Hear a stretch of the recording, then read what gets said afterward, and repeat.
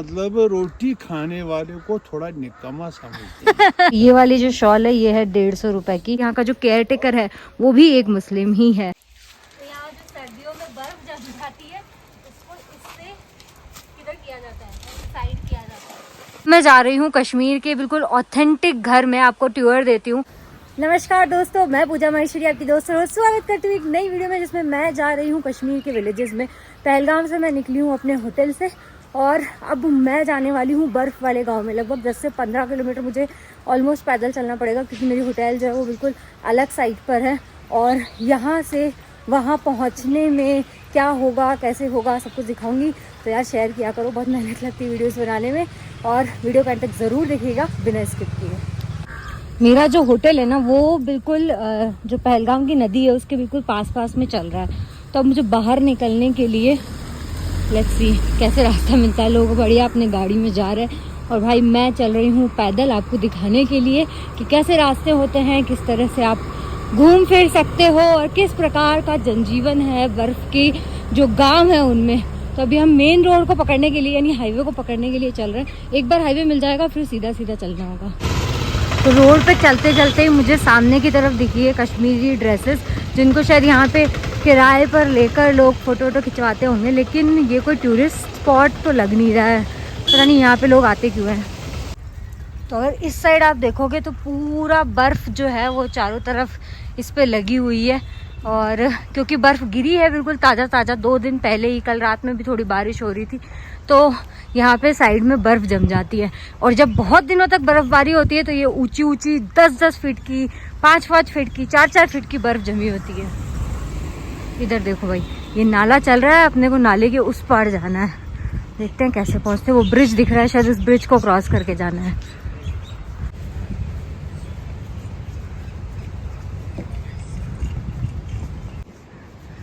यहाँ जो लोग ड्रेस पहनते हैं, ऊपर लड़के लड़कियाँ दोनों फेरन पहनते हैं। तो ये जो बड़े बड़े पेड़ आपको दिख रहे हैं ये वॉलनट के यानी कि अखरोट के पेड़ है। अखरोट यहाँ पे बहुत उच्च क्वालिटी की होती है। सितंबर अक्टूबर में जो है पूरे पेड़ जो है इनसे अखरोट निकाली जाती है और फिर बेची जाती है। तो अभी मैं आ चुकी हूँ इस ब्रिज पे जो कनेक्ट करता है पहलगाम के हाईवे को दूसरे वाले साइड से। जितने भी होटल बने हुए हैं वो इस तरफ बने हुए हैं और जो मेन घूमने के एरियाज है वो उस साइड पर है। नॉर्मली आप कभी भी आते हैं तो आपको पहलगाम के बिल्कुल मेन सिटी में होटल नहीं मिलता है। जितने भी होटल है वो बिल्कुल बाहर बने हुए हैं। अब पीछे मेरे देखो व्यू, पहाड़ है बहुत ज़्यादा खूबसूरत, बड़े बड़े ट्री हैं, माउंटेन्स है जो इतने खूबसूरत लग रहे हैं। लोग तो भाई गाड़ियों में जा रहे हैं, लेकिन मैं आपके लिए वीडियो बनाने के लिए पैदल जा रही हूँ और उन गांवों तक पहुँचने वाली हूँ जिन गांवों तक शायद कोई टूरिस्ट नहीं पहुँचता है। वहाँ पे आम दिनचर्या क्या है, लोग क्या खाते हैं, क्या पीते हैं, कैसा उनका रूटीन होता है। ऐसे बर्फ़ में जब इतनी बर्फ़ पड़ जाती है तो उनके जो आम दिनचर्या के जो भी काम होते हैं वो किस तरह से होते हैं वो सब दिखाऊंगी। फिलहाल अगर इस तरफ देखोगे आप अच्छे से तो आपको दिखेगी ये बहती हुई कल करती हुई नदी। पहलगाम जो है उसको इसीलिए जाना जाता है कि इसके जो व्यूज़ हैं वो बाकी कश्मीर से बिल्कुल अलग है। यहाँ पे ये नदी बहती हुई दिखाई देती है। पीछे दिखते हैं आपको स्नो वाले माउंटेन्स, बहुत ऊंचे खूबसूरत से पेड़। ये भाई खूबसूरती है, आंखों में समाए ना समाए ऐसी वाली है। यहाँ पे वैसे मेरे साथ कोई है नहीं, सोलो जा रही हूँ। अदरवाइज़ यहाँ के फ़ोटोज़ भाई बड़े ही प्यारे आते, बड़े खूबसूरत आते। और ऐसी जगहों पे आए तो ज़रूर से ढेर सारी यादें जो है वो अपने साथ ले जाए। ये पुल है जो कनेक्ट करता है, उस तरफ सारे होटल्स है, जितने भी होटल है वो उस तरफ है। और दूसरी तरफ अब हमें जाना है जहाँ से हाईवे मिलेगा। अगर आप शेयरिंग में आ रहे हो यानी कि टैक्सी वगैरह लेके आ रहे हो तब तो आपको हाईवे से ही छोड़ा जाता है। लेकिन अगर आप अपनी प्राइवेट टैक्सी लेके आ रहे हो अपनी स्वयं की, तो फिर आपको जो है इस साइड पे ड्रॉप किया जा सकता है होटल के हिसाब से। जो शेयरिंग में आते हैं उनका जो प्राइस पड़ता है वो, जैसे अगर आप आ रहे हैं लेट्स से अनंतनाग से पहलगाम तो मात्र 20 रुपये में या 25 रुपये में आपको शेयरिंग टैक्सी मिल जाती है, जिसमें आप यहाँ पे पहुँच जाओगे। इस साइड देखो, दोनों साइड रिवर है, बीच में ये बर्फ का जो बना हुआ है ब्रिज टाइप का, इसकी वजह से खूबसूरती अपनी चरम सीमा पर है। वाह भाई वाह, मज़ा आ गया। तो पहलगाम जो है ये पड़ता है अनंतनाग डिस्ट्रिक्ट में और इससे पहले पड़ता है पुलवामा डिस्ट्रिक्ट। पुलवामा डिस्ट्रिक्ट जो है वो बहुत बड़ा है और पुलवामा डिस्ट्रिक्ट का ही एक गांव है पंपोर, जहाँ पे होता है केसर, मतलब पूरे एशिया का सबसे बड़ा या बोल सकते हो इकलौता जो रियल केसर होता है वो होता है पंपोर में। और मैंने पिछली वाली वीडियो में दिखाई भी है दुकान जहाँ से मैंने ख़रीदा है, आप भी वहाँ देख सकते हो। और पंपोर जो है ये वही उसका ही एक जगह है, लेथपोरा, जहाँ बम विस्फोट हुआ था। ब्रिज पे मैं चल रही हूँ, इस साइड पे ये ऐसे गार्डन है। तो जब सीज़न आ जाता है ना, अप्रैल मई वाला, यानी जो समर सीज़न होता है, जिसे ट्यूलिप सीज़न भी कहा जाता है कश्मीर में, जब यहाँ पे सबसे ज़्यादा फूल वगैरह खिल रहे होते हैं, तब ये सारे गार्डन्स बिल्कुल हरे भरे होते हैं। और तब पहलगाम का व्यू जो होता है ना, वो भी बिल्कुल स्विट्ज़रलैंड जैसा आता है। बिल्कुल वादियाँ होती है हरी भरी और पीछे बर्फ़ के पहाड़ दिख रहे होते हैं, वो भी देखने लायक होता है। कुछ कुछ फ़ोटोज़ मैं यहाँ पे ऐड करूँगी जिससे आपको आइडिया लग जाएगा। तो जब आप टैक्सी से आते हो तो यहाँ देखो, यहाँ पे एक टोल आएगा।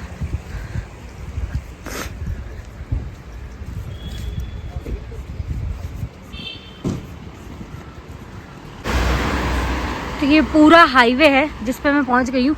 उस तरफ जिस साइड पे होटल्स दिख रही है, उस तरफ से ब्रिज क्रॉस करके, नदी पार करके एक तरह से इस तरफ आई हूँ, जिससे कि हाईवे पे कनेक्ट हो जाऊँ। और अब हाईवे पे आगे आगे बढ़ेंगे और फिर अंदरूनी इलाकों में जाएंगे, जहाँ ना भाई कोई गाड़ियाँ होगी, ना कोई टूरिस्ट होंगे, बस होंगे हम, आप और लोकल जनजीवन वाले लोग, जो लोकल यहाँ के लोग, कश्मीरी लोग। तो 2 दिन पूरा बर्फबारी और बारिश के बाद में आज फाइनली धूप निकली। और जब धूप निकली है तो 2 चीज़ें होगी, एक तो बॉडी को बहुत अच्छा लगेगा क्योंकि धूप निकल रही है, ठंड नहीं लगेगी। और दूसरी चीज़ जो बेकार होने वाली वो है कि सारी बर्फ पिघलेगी और सारे रोड्स जो है उन पे पानी ही पानी हो जाएगा, मतलब कीचड़ जैसा फील आएगा। तो अभी कुछ ऐसा ही होने वाला है। बाकी पीछे मेरे बह रही है कल कल करती हुई नदी और दिख रहे स्नो पीक माउंटेन, जो लिटरली बहुत ज़्यादा खूबसूरत है। मतलब ऐसा लग रहा है कि आप बस इनको देखते रहो, घंटे बिता दो। लेकिन हमें तो आफ्टर ऑल लोगों से मिलना है, तो आगे की तरफ बढ़ते हैं, लोगों से मिलते हैं और देखते हैं इस डिफ़िकल्टी में वो लोग कैसे रहते हैं।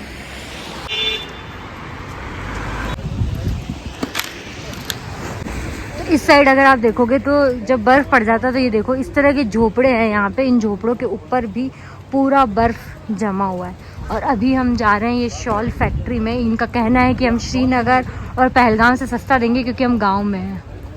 ये देखो, इसको राजा रानी शाल कहा जाता है। राजा रानी? हाँ, ये पूरा बुनाई का रहता है। ये कोई मशीन, कोई प्रिंट, कोई छुपाई नहीं। यहाँ घर घर में शाल बनता है। यहाँ लेडीज लोग घर घर में बनाता है। ये देखो, ये वाला कितने का है राजा रानी? ये 7000 का। 7000 का? अच्छा अच्छा, ये 150 है। हाँ जी, ये 50 रुपए की मात्र कश्मीरी शॉल। ये कौन सी किस्म की है, कौन सी नस्ल है इसकी? इसमें थोड़ा मिक्स है ऊन। अच्छा, ऊन थोड़ा मिक्स है, थोड़ा है, आधा %। तो ये वाली जो शॉल है ये है 150 रुपए की। ये वाला ये जो बिल्कुल शाल है, पतली ये वाली 350 स्टॉल का भेड़ बोलूंगी के मैं। ऊन से बना हुआ, हाथ लगाओ, गरम देखो। भेड़ के ऊन? हाँ, ये राजस्थान में बिकता है 1200-1300 ये वाला शाल। अच्छा, अभी ये जो शॉल आया है ये भेड़ की ऊन से बना हुआ शॉल है। ये आएगा डबल ठस। अच्छा, डबल ठस बोलते हैं। डबल ठस यानी कि डबल शाल है। ये देखो शाल क्या है, कितने का ये? 650, जो श्रीनगर में 1500-1600 बिकता है। दूसरा आएगा ये डबल कारीगरी है, 3 तार का काम है। देखो, ये बोटी बोटी डिजाइन है, डबल कपड़ा है। ये देखो, ये वाला कितने का है? ये 850 का दीदी। ये देखो, डबल कपड़ा है। इसके बाद पश्मीना आएगा। ये आएगा पश्मीना। पश्मीना में दिखा दूंगा। पश्मीना मेरे पास 2000 से स्टार्टिंग है। सिटोल, ये शॉल है। ये शॉल लगा ब्रदर, हाथ लगा, कपड़ा देखो पहले, इसका कपड़ा देखो एकदम मुलायम है। हाँ, ये हो गया पश्मीना। इसमें 4 ग्रेड पश्मीना इसमें है। ये हमारे पास पड़ता है 3550 रुपये का शॉल, जो सिटी में 6000-7000 में बिकता है, क्योंकि इसमें काम भी है और प्योर कपड़ा है। और आएगा हमारे पास ये मगल जा, ये हैंड वर्क। अच्छा, हाँ जी, क्या बोलते हैं इसको? कश्मीरी आरी वर्क। आरी वर्क। ये कितने की है? ये हमारे पास 6.5 का। 650? 6500 पश्मीना। 6500? हाँ जी, पश्मीना। और उसके ऊपर काम है, उसके ऊपर काम है। हेलो,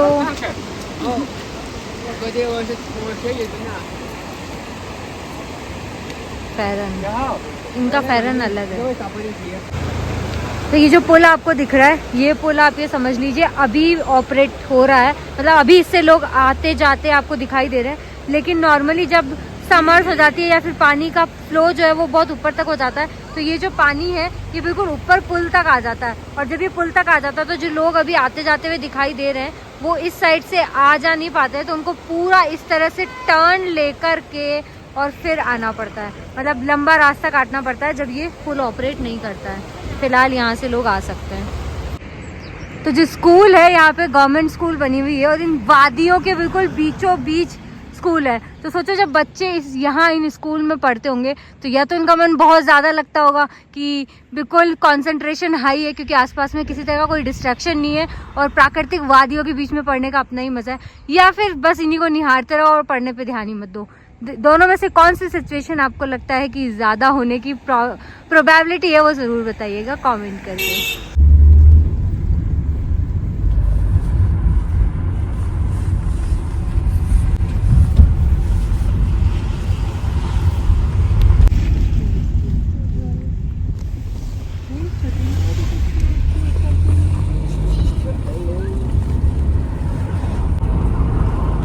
रोड के साइड में मस्त वाली बर्फ पड़ी हुई है और हमको मिल गई है लेफ्ट।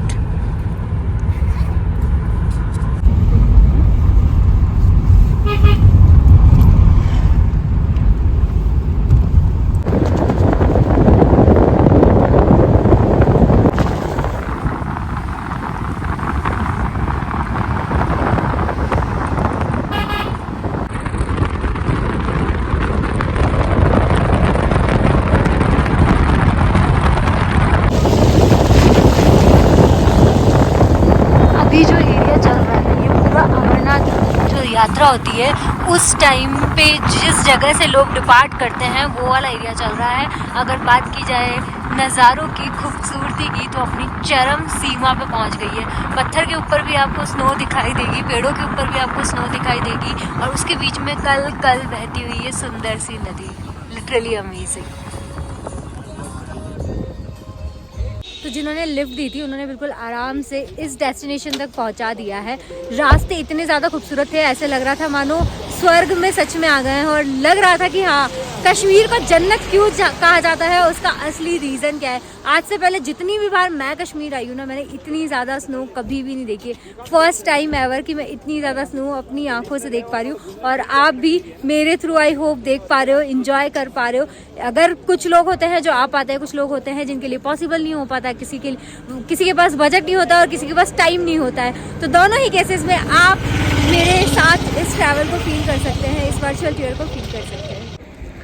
तो हम लोग जो है 3 से 4 दिन के लिए आते हैं, इसलिए हमें ये बर्फ़ बहुत अच्छी लगती है। लेकिन एक्चुअल में कितना डिफ़िकल्ट होता है यहाँ के लोगों के लिए यहाँ पे रहना, क्या क्या डिफ़िकल्टीज़ होती है वो हम आगे जानेंगे। फ़िलहाल जिस पॉइंट पे हम आ गए, ये काफ़ी पॉपुलर मुझे टूरिस्ट पॉइंट जो है वो दिख रहा है।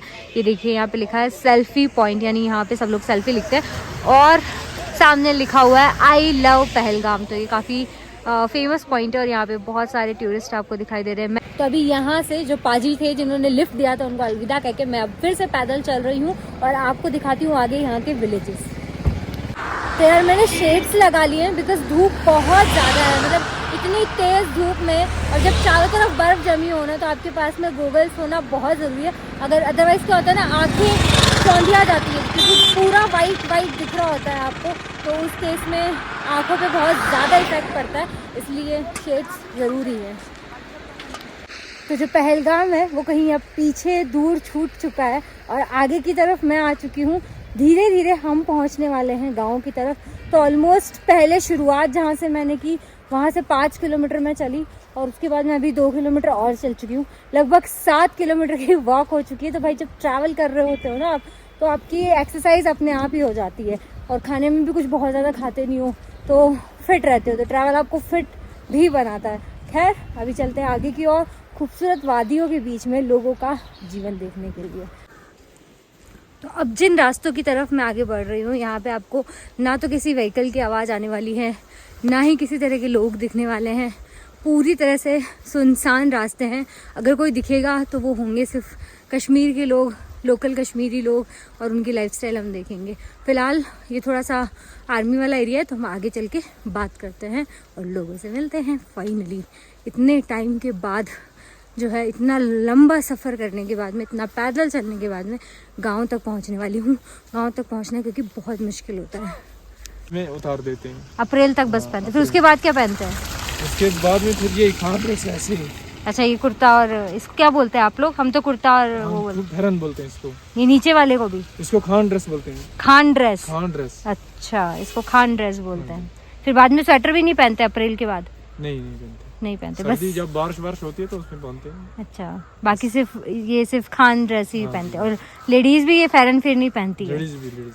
अच्छा, तो अगर आप देख पा रहे हैं तो पेड़ों से ना अब हल्की हल्की सी बौछारें जो है पानी की वो गिर रही है, क्योंकि जैसे जैसे धूप आती है वैसे वैसे बर्फ गलने लगती है और ये सब पानी बन के नीचे की तरफ गिरता है। और इसी वजह से जो रास्ते हैं ना वो कुछ ऐसे दिखाई देने लगते हैं। इस टाइम पे सारे रास्ते पानी की वजह से कीचड़ नुमा बन जाते हैं, तो थोड़ा संभल के आपको चलना पड़ता है। ऐसे में यहाँ के लोग भाई काबिल तारीफ है। कैसे रहते हैं आप? बस गांव में यहीं रहते हैं? यही रहता अच्छा जी, ये लकड़ी पे टांग के ले जा रहे हैं? हाथ थक जाता है थक जाता है इसलिए इसमें डाल दिया तो आराम हो जाता हाँ, बर्फ में मुश्किल हो जाता है। है। चल, नहीं, हमें आदत है ना। आपको आदत है तो आपको ये वाला मौसम ज्यादा पसंद है या गर्मी वाला? नहीं, असली तो थोड़ा गर्मी ही अच्छा है। गर्मी अच्छा है? गर्मी अच्छा है, इससे अच्छा है गर्मी। ऐसे में प्रॉब्लम होती है? प्रॉब्लम होता है। तो हमको तो यहाँ पे बहुत ज्यादा ऐसे ठंडा सा लगता है, आपको नहीं लगता है? आप ये सब पहनते हो इसलिए? ये असली हमारा ये है ना, असली ये है। चोगा जो है हाँ, ये किससे बनता है? ये कपड़े से है, वो कपड़े से? पट्टू से। पट्टू? हाँ, पट्टू क्या होता है ना, मतलब गरम गरम होता है? गरम कपड़ा है जो हाँ, होता हाँ, है, हाँ। उसी का होता है ये गरम। अच्छा, इसके अंदर वो कांगड़ी भी फिर रखते हैं बाद आप? में इसके अंदर कांगड़ी लेते हैं। आपने नहीं ली है? जब अभी रास्ते में चल रहा है ना। हाँ हाँ हाँ, अभी रास्ते में क्या करना है, अभी जब घर पहुंचेंगे तो फिर कांगड़ी बस रख लेंगे। हाथ खुल किया अंदर हाँ, तो लिया कांगड़ी, बस बैठ गया आराम से। तो आप फिर घर जाके क्या चाय पियोगे, क्या करोगे? बाहर से जाते तो सबसे पहले क्या पीते हैं? हम चाय। क्या? चाय? खुसूसन चाय पीते हैं। अच्छा, मीठी नमकीन कैसी चाय? जो कुछ भी होगा, नमकीन होगा या पेट मिठी होगा, जो कुछ होता है वही। और नॉर्मली खाने में आप लोग क्या खाते हैं? चावल। चावल? हमारे रोटी से ज्यादा यहाँ चावल खाया जाता है? यहाँ कश्मीर में ज्यादा, सबसे ज्यादा चावल ही चलता है। चावल ही चलता है? मतलब रोटी इतना नहीं चलता है यहाँ। अगर समझोगे, यहाँ मतलब रोटी खाने वाले को थोड़ा निकम्मा समझते हैं। गरीब अच्छा, समझते हैं। गरीब समझते हैं? गरीब समझते हैं, बोलता है बेचारा रोटी खा रहा है, बेचारा रोटी खा रहा है, चावल नहीं है इसके पास। चावल इनके पास है ही नहीं। चावल तो इसलिए यहाँ पर महंगा भी है ना, थोड़ा सा। चावल महंगा है यहाँ पे? थोड़ा महंगा है। अब मतलब चावल खाने वाला मतलब अच्छा बड़ा आदमी है। बड़ा आदमी है। हाँ। रोटी खाने वाले को थोड़ा निकम्मा समझते हैं। अच्छा अच्छा जी, तो आप इधर ही, आपके गांव में क्या कुछ घूमने का है? घूमने का क्या, अभी बर्फ बर्फ है? बाकी क्या है, बाकी था नाला वाला था उधर, देख सकते थे उधर, मगर आजकल तो यहाँ मतलब बर्फ गिर गया ना, बर्फ की वजह से कुछ नहीं है अभी। हाँ बाहर तो रोटी बहुत ज्यादा पसंद है। हाँ, हमारे यहाँ पे रोटी ज्यादा आप खाई कहाँ से जाती है। मैं राजस्थान, अजमेर शरीफ। अजमेर से। आप आए अजमेर? ओ बहुत। अच्छा, कौन सा मतलब है? क्या मतलब है, जब मतलब हज करके आ गया, हाँ उम्रा करके आ गया, हज करके आ गया, फिर गलत किया, हाँ। फिर फायदा कुछ नहीं है जाने का। फिर कौन सा फायदा है? फायदा ही इससे अच्छा है वो अपना रुपया बचाओ। सही है। तो गांव में ही इतना ज़्यादा सुंदर मंदिर है। मतलब कहते हैं वैसे तो कि मुसलमान जो है वो रहते हैं बस कश्मीर में, लेकिन इतना खूबसूरत मंदिर है और इतना ज़्यादा मतलब इसको प्रोटेक्ट करके रखा हुआ है, बिल्कुल अच्छी कंडीशन में है। और देखो ऊपर मस्त वाली बर्फ़ है, नीचे कुंड बना हुआ है और सामने है भोलेनाथ, शिव जी का मंदिर है ये। तो जिस मंदिर के बिल्कुल सामने अभी मैं खड़ी हूँ, ये 11वीं सेंचुरी में बना है। लगभग 1125 के आसपास जो है इसका निर्माण शुरू हुआ था और 1155 में ये बनके तैयार हो गया था। उस समय जिन लोगों का यहाँ पे शासन हुआ करता था वो थे राज तरंगिनी जो है उस टाइम के राजा नहीं थे। राजा का नाम जो था वो था जया सिकम्बा। उन्होंने ये मंदिर बनवाया था। लेकिन अगर आप इसको बिल्कुल पास से और अच्छे से देखेंगे तो आपको समझ आएगा ये मंदिर लगभग 100 साल से भी ज़्यादा पुराना लगता है इसके आर्किटेक्चर को देख के। आगे की तरफ 2 पिलर हैं और बीच में बिल्कुल शिवलिंग जो है साफ साफ दिखाई देता है। इसी पे यहीं पे जो लिखा हुआ है उसमें ये भी लिखा है कि जब स्प्रिंग सीजन आ जाता है, यानी जब गर्मियाँ पड़ जाती है, सारी बर्फ़ पिघल चुकी होती है, तो ऊपर से पानी जो है वो शिवलिंग का जलाभिषेक भी करता है। मतलब यहाँ पे बिल्कुल नेचुरली जलाभिषेक होता है भोलेनाथ जी का और उससे जो फिर पानी निकलता है वो इस कुंड में एकत्रित होता है है। इस कुंड से ये आगे की तरफ आप देखोगे तो ये कनेक्टेड है, आगे एक और कुंड है, फिर उसके आगे एक और कुंड है, और इस प्रकार से 3 कुंड बने हुए हैं। और ये सीधा लीडर रिवर जो है, जो पहलगाम में बहती है नदी, उसके अंदर जाकर मिल जाता है। तो ये पूरा गांव जो है, यहाँ पे एक भी हिंदू नहीं है। मतलब ये जो गांव आप देख रहे हो, वैसे भी कश्मीर में आज के समय पे हिंदू बिल्कुल भी नहीं है, जो है वो भी बिल्कुल छुप के मुसलमानों की तरह ही रहते हैं। लेकिन उसके बावजूद भी इस मंदिर को इतना अच्छे से संरक्षित करके रखा गया है। भारत सरकार के द्वारा आर्कोलॉजिकल डिपार्टमेंट ने भी इसको एक एंशिएंट साइट जो है वो घोषित किया हुआ है। यहाँ पे बिल्कुल क्लियरली लिखा हुआ है, जम्मू एंड कश्मीर की स्टेट जो है, उनके आर्कोलॉजिकल डिपार्टमेंट ने इसको बिल्कुल संरक्षित करने के लिए रखा हुआ है। इसलिए यहाँ का जो केयर टेकर है वो भी एक मुस्लिम ही है, मतलब वही इनकी अभी एट प्रेजेंट जो है केयर कर रहे हैं। इस साइड में अगर देखोगे तो पूरी हिस्ट्री जो है इस टेम्पल की वो लिखी हुई है। और बहुत कम टूरिस्ट मुझे यहाँ पे दिख रहे हैं, मतलब टूरिस्ट कम आते हैं। जो पहलगाम आते हैं वो नॉर्मली ABC घूम के निकल जाते हैं। फ़िलहाल हम इस गांव की तरफ बढ़ेंगे, लेकिन ये प्लेस भी मुझे लगता है अगर आप टूरिस्ट प्लेसेस भी कवर करने के लिए आते हो तो ये ज़रूर आपको आना चाहिए। ये दिखाता है हिंदू मुस्लिम जो है वो एकता है। और जो मीडिया पे आपको दिखाया जाता है कि यहाँ पे रिस्क है या फिर यहाँ पे आना सेफ़ नहीं है, वो सब कुछ बिल्कुल गलत है। बहुत ही शांत है। यहाँ के लोग जो है वो हिंदुओं के बीच में रहे हैं, पले बड़े हैं, इसलिए इन लोगों को जो है पूरी तरह से अच्छे से पता है। जो हुआ था 1990 में, उसके बाद में हिंदू यहाँ से चले गए, उससे पहले वो यहाँ रहा करते थे। और इसी वजह से ये मंदिर आज तक बिल्कुल सेफली यहाँ पे रखा गया है।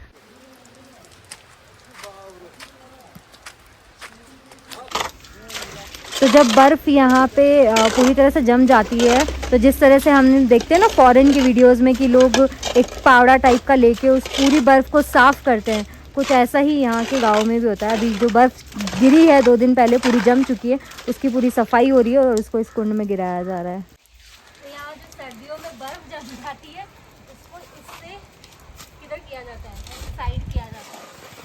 तो अब मैं जा रही हूँ कश्मीर के बिल्कुल ऑथेंटिक घर में, आपको टूर देती हूँ।